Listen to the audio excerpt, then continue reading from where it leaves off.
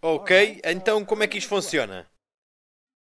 Vamos até às doutrinas católicas e algumas destas coisas podem chocar-vos esta noite. Mas essa é a única maneira com que as podemos ver. Vamos voltar até Gênesis, capítulo 3. Então a serpente disse à mulher, certamente não morrerás. Porque Deus sabe que, no dia em que dele comerdes, se abrirão os vossos olhos, e sereis como Deus, sabendo o bem e o mal. Então, aqui estão 3 afirmações pela serpente. A primeira afirmação é: tu certamente não morrerás. O que é que Deus disse? Tu certamente morrerás. A serpente certamente não morrerás. A segunda afirmação, pelo diabo: no dia em que dele comerdes, se abrirão os vossos olhos e sereis como Deus. A segunda afirmação. A segunda mentira. A terceira afirmação: sabendo o bem e o mal. 3 afirmações. E todas elas vieram da boca da serpente. Agora, há só uma igreja em todo o mundo que tem todas essas 3 afirmações da serpente como dogmas oficiais. Eu deixo-vos adivinhar quem é essa igreja. Essa é a Igreja Romana Católica. E, infelizmente, o protestantismo saiu do catolicismo e, muito habitualmente, herdou partes das doutrinas, distanciando-se da maior parte delas durante algum tempo e, inicialmente, às vezes, distanciando-se totalmente delas, mas com o tempo, adivinhem o quê? Eles voltaram outra vez para as mesmas doutrinas. Então agora, vamos ver se isto é mesmo assim ou se eu estou a inventar isto. Este é o cemitério em New Orleans, um cemitério romano católico. Agora, isto é o que eles clamam aqui. Cemitério de St. Louis, número 1. Bem-vindos a este sítio sagrado. Você já devia estar a ficar nervoso. O cemitério católico é o último sítio de descanso dos corpos dos fiéis que partem, esperando a reunião com as suas almas na ressurreição do último dia. Então agora você tem as almas a irem para o céu, estando com Jesus e com Deus, e depois na ressurreição virem para baixo, de volta para o corpo. Isso é o que diz. Abençoado pela igreja dedicado a Deus, o cemitério católico testifica de uma fé da imortalidade da alma. Imortalidade da alma. E da promessa da ressurreição com Cristo, o Senhor. Com Cristo, o Senhor. Aqui os vivos encontram conforto e são consolados por visitar os sítios de enterro dos seus amados e orando por eles. Ok, isso é a doutrina católica numa placa para você ler. Agora, vamos só desempacotar isso um bocado. Gabinete para o Catequismo, artigo 1, 366. É a doutrina oficial católica. A Igreja, não é a Bíblia. A Igreja ensina que toda a alma espiritual é imortal. Não perece quando se separa do corpo na morte. O que é que Deus disse? Tu certamente morrerás. Aqui diz que a alma é imortal. Agora, será que Roma sabe que a Bíblia não ensina isso? E a resposta é: a nova enciclopédia católica. Então é eles que estão a falar. A alma no Velho Testamento não significa uma parte do homem, mas o homem todo, como um ser vivente. Similarmente, no Novo Testamento, significa a vida humana, a vida de um indivíduo ou objeto consciente. Recentes interpretações continuam a manter que o Novo Testamento não ensina a imortalidade da alma num sentido de sobrevivência helenístico de um princípio imortal depois da morte. Então o que é que Roma está-vos a dizer aqui na sua própria enciclopédia? A Bíblia não ensina a imortalidade de uma alma independente ou espírito depois da morte. A Bíblia ensina que a alma é como um homem completo, como uma identidade vivente, um ser vivente. É por isso que a Bíblia diz: a alma que pecar deverá morrer. Então, eles sabem que a Bíblia ensina uma coisa, mas eles ensinam o oposto e dizem que tipo de filosofia? É grega, helenística. Então eles dizem: nós ensinamos isto, a Bíblia ensina aquilo, mas é preferível que você ouça a nós. Ok? Vamos nos certificar. O Papa Leão, 19 de dezembro de 1513, emitiu uma bula, Apostoloici Regimis, declarando: nós condenamos e reprovamos todos os que afirmam que a alma inteligente é mortal. E esta bula foi direcionada contra a crescente heresia daqueles que negavam a imortalidade natural da alma e confessavam a imortalidade condicional do homem. Que você receberia a imortalidade como um presente na ressurreição. Agora, quem é que acreditava nisto? E o que é que o Martinho Lutero disse quando o Papa publicou essa bula? Martinho Lutero era muito bom com as palavras. Martinho Lutero citou a declaração do Papa sobre a imortalidade, citando essas monstruosas opiniões para serem encontradas na estrequeira romana dos decretais. Então, o Martinho Lutero disse que o Papa estava a falar bosta, lixo.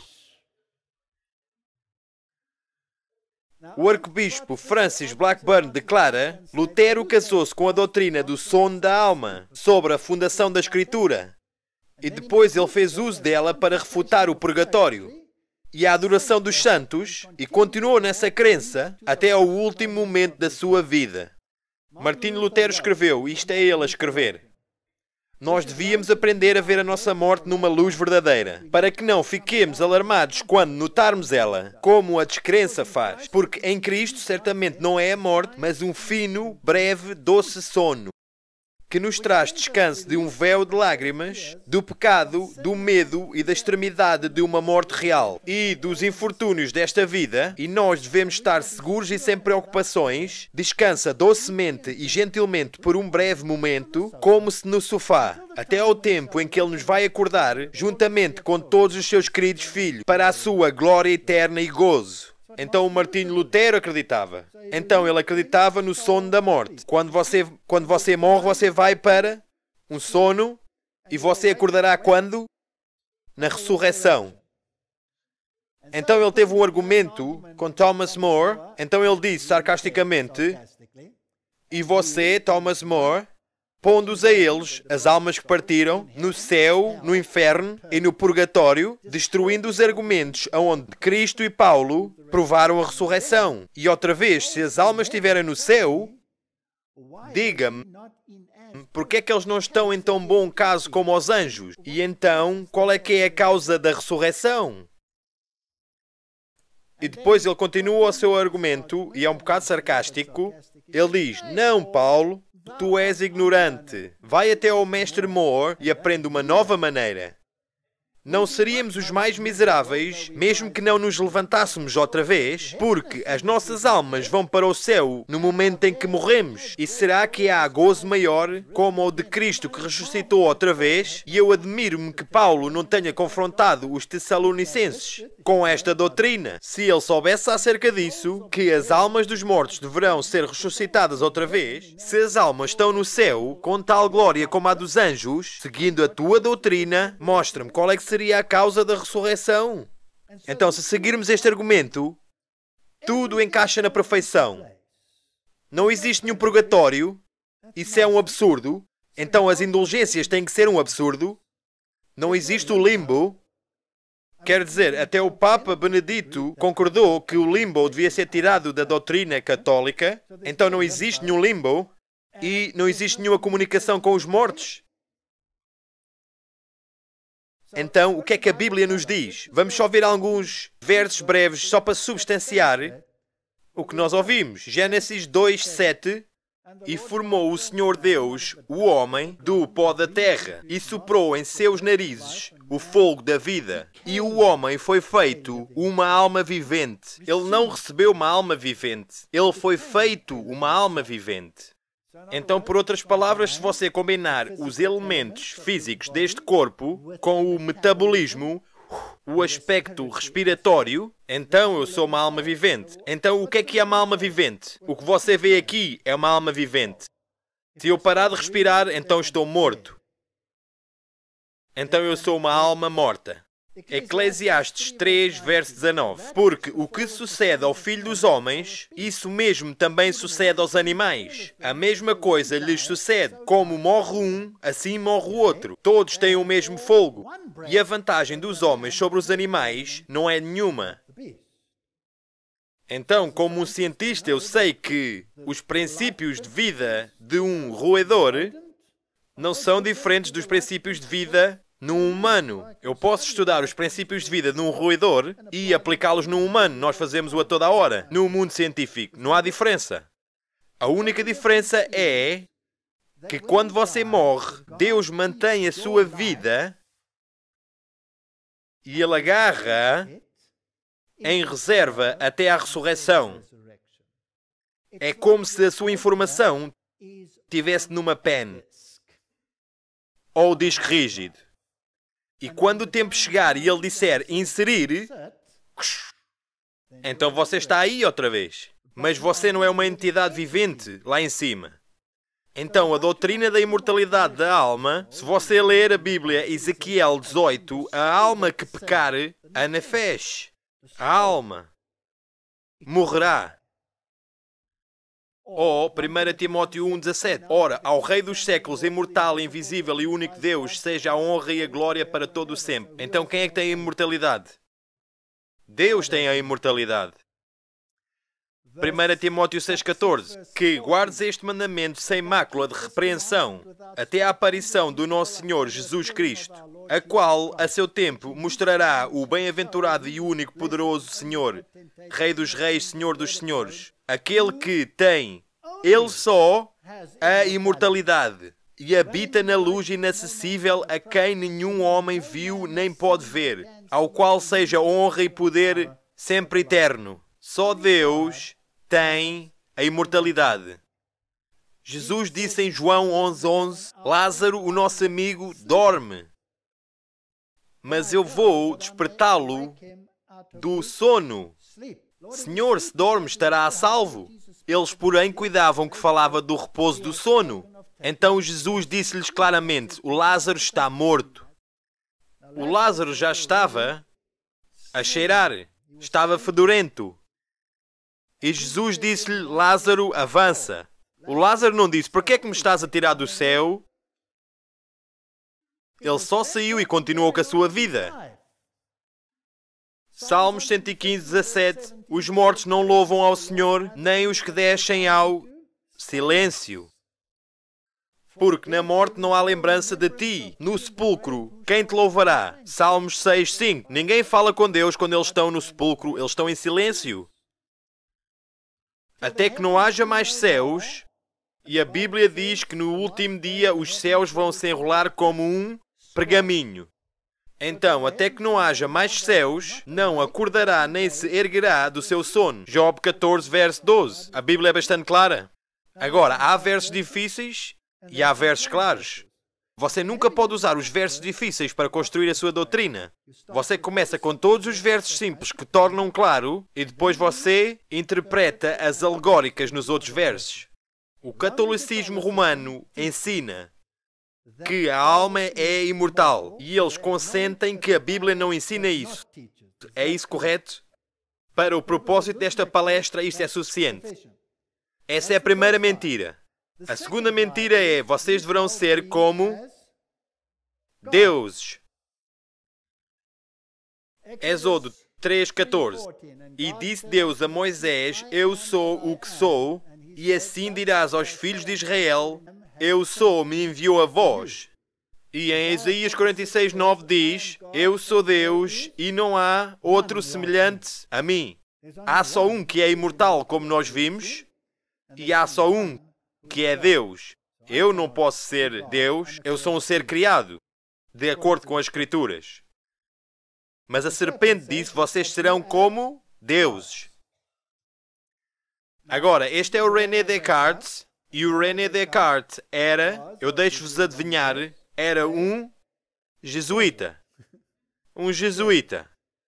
E ele era um filósofo, e ele foi educado no colégio jesuíta, Flèche-en-Anjou, e ele entrou para o colégio com a idade de 8 anos, e ali ele estudou. E ensinaram-lhe lógica e a filosofia tradicional do quê? Filosofia aristotélica. Então, o que nós temos no catolicismo é a filosofia aristotélica vendida como dogmas cristãos para a humanidade.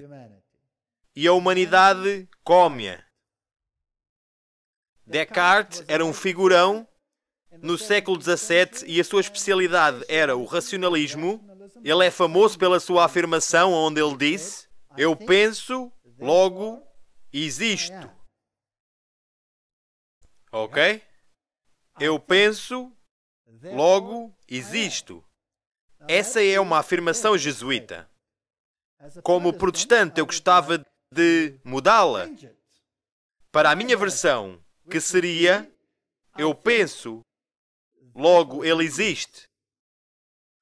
Você vê a diferença entre as duas? Eu só estou aqui porque ele está lá. Aqui, você está totalmente sozinho. Agora, vamos ver até onde isto vai. Ele, sendo um racionalista convencido, claramente ele afirma que a razão basta-nos nos bens que devíamos procurar. Então, Descartes mudou o fiador autorizado da verdade de Deus para o homem. Então, o fiador da verdade já não é Deus, mas o homem. Você vê, o racionalismo diz que eu só posso fazer e tratar daquelas coisas que eu consigo ver. Porquê e como que essa alegação aparece com uma autoridade decisiva? A alegação aparece naquela liberdade do homem, na qual ele se liberta a ele mesmo da obrigação da revelação verdadeira cristã e da doutrina da Igreja, para legislar por ele mesmo e ficar de pé por ele mesmo. Então a palavra não é a norma. Eu sou a norma. Eu sou uma realidade. A palavra não pode ser a norma. Então, aqui está uma definição de racionalismo, o princípio ou o hábito de aceitar a razão como a autoridade suprema em questões de opinião, crença e conduta. Então, agora você entende esta afirmação do Papa Nicolas. A vontade do Papa mantém-se pela razão.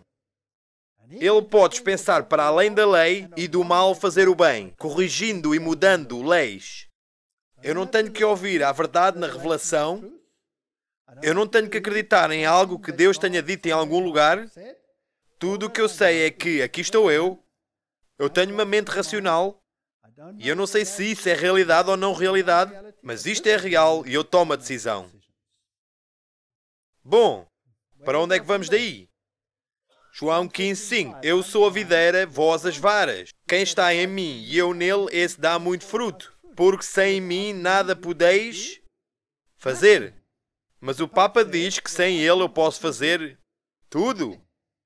É por isso é que o Luther disse que a razão humana é cega, surda, sem sentido, impiedosa e um sacrilégio na maneira de lidar com todas as palavras de Deus e trabalhos. Então eu tenho que ouvir ao que Deus diz. O catolicismo diz não. O quarto passo, o Gênesis final, formação espiritual. Aonde é que leva? Teilhard de Chardin, um homem grande do discurso, na Universidade de Fordham, saudando ele e dizendo: vocês sabem, este é um dos grandes professores do mundo. Mas quem é que foi Teilhard? Um jesuíta. Sim. E ele foi o pai da filosofia das Nações Unidas. Ele foi a filosofia incorporada das Nações Unidas. O que é que ele escreveu? O que acontecerá ao mundo, os portões do futuro, a entrada para o super-humano, só será aberto para o melhorar de todos juntos, numa direção em que todos juntos podemos nos juntar e encontrar realização, numa renovação espiritual da Terra. Quando a união completa for alcançada, Cristo, que será o ponto omega, vai aparecer, os homens então serão mais do que homens, o que Tyler chamou de o ultra-humano, e o cosmos será transformado e a glória de tudo vai ser estabelecida. Ele escreveu uma convergência geral das religiões sobre um Cristo universal que os satisfaz a todos. Isso parece-me a mim a única possibilidade de conversão do mundo e a única forma onde uma religião do futuro pode ser conseguida. Então, nós não precisamos de ir até aos níveis de Cristo. Cristo tem que descer até um nível que satisfaz todas as religiões. Tem que ser um Cristo universal. Não pode ser um Cristo de exclusividade. Não pode ser o tal que diz, não há outro nome. E ele sonhava com a humanidade a fundir-se com Deus e cada um se realizasse da sua divindade no ponto omega. Então, isto é o básico inteiramente do movimento da nova era. Agora vamos até ao Catequismo da Igreja Católica, e se você pensa que as minhas fontes são obscuras, o que é que diz ali? Vaticano.va, a página oficial deles. Artigo 460. A palavra tornou-se carne para fazer-nos participantes da natureza divina. Para isto é que a palavra se tornou um homem e o Filho de Deus tornou-se no Filho do homem, para que o homem, entrando em comunhão com a palavra e assim recebendo uma filiação divina, possa se tornar um Filho de Deus. Porque o Filho de Deus tornou-se um homem para que nós nos possamos tornar Deus. O único Filho de Deus gerido, querendo fazer-nos participantes da sua divindade, assumiu a nossa natureza para que Ele, que fez o homem, possa fazer os homens deuses. A língua da serpente ou língua da Bíblia. Segunda doutrina. Doutrina oficial da Igreja Romana Católica. A segunda mentira no Jardim do Éden. Agora, sabendo o bem e o mal. Essa foi a terceira mentira. Você será capaz de saber o bem e o mal. Você será como Deus, você será capaz de distinguir entre o bem e o mal. O Martinho Lutero disse que o homem é um ser caído, ele só pode voltar para a harmonia com Deus, pelo Espírito de Deus, que trabalha através da palavra. O catolicismo diz, não, eu penso, logo eu sou. Pela minha razão, eu vou decidir entre o bem e o mal. E onde é que isso leva? Este é o Richard M. Gula. Richard M. Gula, ali está uma foto dele. Ele é um professor jesuíta, e ele escreve o seguinte. Eu estou-vos a tentar mostrar como é que os jesuítas pensam. E o que é que o protestantismo está a fazer quando mete a sua caneta no papel e reconhece a supremacia do pontífice romano. Que eles entendam o que estão a fazer. O magistério. Ok, o que é o magistério? O magistério é a hierarquia da Igreja Romana Católica, que consiste no Papa, os seus cardeais e os seus bispos. Esse é o magistério. O magistério apelou para a lei natural como a base dos seus ensinamentos para uma sociedade justa, comportamento sexual, práticas médicas, a vida humana, liberdade religiosa e o relacionamento entre a moralidade e a lei civil. Desculpem-me. Quanto é que é decidido nas bases da lei natural? Tudo. Tudo. O que você faz no seu quarto até o que você faz no banheiro. É a lei natural. Em qualquer caso, o desenvolvimento da lei natural tradicional de entre os pensadores cristãos não é muito devido às escrituras, mas à influência do quê? Filosofia grega. Conseguem ver agora porque é que o corpo desta besta é o quê? Leopardo. Leopardo. Filosofia grega. Não é bíblico. Não é bíblico. Da boca deles.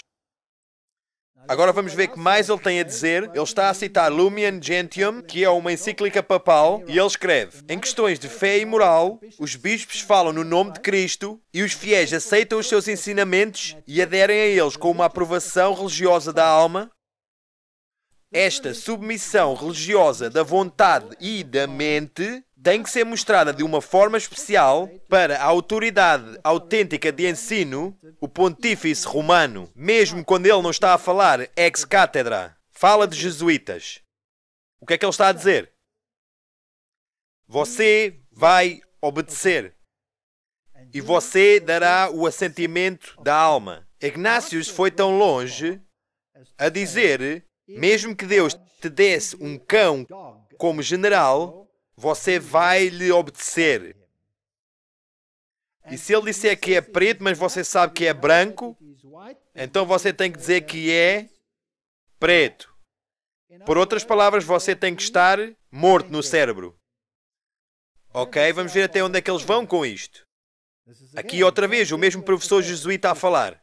No meu tratamento de formação de consciência, eu salientei que o carácter é formado numa comunidade confiando a nossa liberdade a um objeto em particular de lealdade. Eu pergunto-me quem é que esse objeto particular de lealdade deve ser. Ele acabou de nos dizer lá em cima.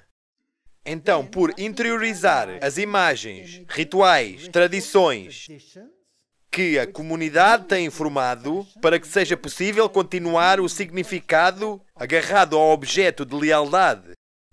Pá. É isto bíblico, sim ou não? Não. Agora abre a porta para todos os tipos de idolatria. E aceitar a autoridade de um homem é a mais alta idolatria. Agora, o que é que o assentimento religioso ou a submissão da vontade e da mente significam numa questão de moral? Ele está a explicar mais profundamente. Assentimento religioso ou submissão significa que tais esforços e apropriações são motivados pela convicção que Jesus deu a comissão à Igreja para ensinar e que o Espírito guia a Igreja em verdade. Francis A. Sullivan, um eclesiástico da Universidade Gregoriana em Roma, analisou esta expressão no seu grande trabalho Magisterium. Então aqui você tem um jesuíta a saudar o outro jesuíta. Então agora vamos ver o que é que o outro jesuíta tem a dizer acerca da autoridade de ensinar na Igreja Católica. Ele diz, citando, da maneira que eu entendo, então, para dar o requerido obsequium religiosum, você sabe o que isso significa? Você sabe o que é ser obsequioso? Significa que tem que ser totalmente servil. Você é um servo. Desculpe-me, senhor, que eu pudesse me atrever a vir à sua presença. Isso é ser obsequioso. Obsequium religiosum, submissão da mente. Ao ensinamento normal do magistério, significa fazer um honesto e constante esforço para contrariar qualquer opinião contrária que eu possa ter e para conseguir um sincero assentimento da mente a este ensinamento. Então mesmo que eu acredite no exato oposto, eu tenho que vir para a harmonia com os seus ensinamentos. Agora, eu tenho uma pergunta séria aqui. E vamos abri-la. É a tarefa da catequeses extrair o assentimento a tudo o que a Igreja ensina, porque a Igreja é o guia indispensável para o completo enriquecimento dos ensinamentos de Jesus. Quando enfrentado com perguntas que se referem ao assentimento de um ensinamento não falível da Igreja, é importante para os catequistas manter na mente que a presunção está sempre a favor do magistério. Você vai sempre acreditar no que eles dizem. Só um sistema com um apertado silogismo que não deixa qualquer espaço para o pessoal. Elemento efetivo. Você não pode deixar nenhum espaço para o seu pensar. Chegaria perto de garantir a certeza acerca do saber e do fazer o que Deus quer e permite. Dietrich Bonhoeffer, vocês sabem quem é que ele foi? Ele era um teólogo luterano que se atreveu a levantar a sua voz contra a injustiça dos nazis. Ele foi imprisionado, torturado, mutilado, assassinado pelo regime. Isto é o que ele escreveu.